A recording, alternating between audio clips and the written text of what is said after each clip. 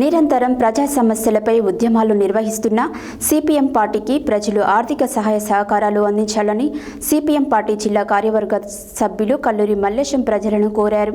మోత్కూరు మండలం పాటిమట్ల గ్రామంలో ఆదివారం ఇంటింటికి సిపిఎం పార్టీ కార్యక్రమాన్ని కల్లూరి మల్లేశం ప్రారంభించారు.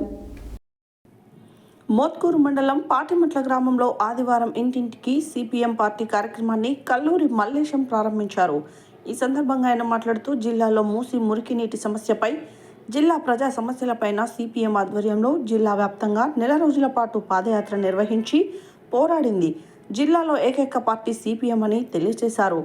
జిల్లా కలెక్టర్ కార్యాలయం ముందు వందలాది మందితో 2 రోజుల పాటు వంట వార్పులతో నిద్రలు చేసి ప్రభుత్వాన్ని మేల్కొల్పింది సిపిఎం పార్టీ అని గుర్తు చేశారు. మూసి నీటి కాలుష్యాన్ని అరికట్టాలని, ప్రత్యామ్నాయ గోదావరి నీటిని అందించాలని, బునాదిగాని కాల్వ, భీమలింగం, పిలాయిపల్లి కాల్వల సాధన కోసం వాటిని త్వరితగతిన పూర్తి చేయాలని నిరంతర పోరాటాలు నిర్వహించింది సిపిఎం పార్టీ అని తెలియజేశారు.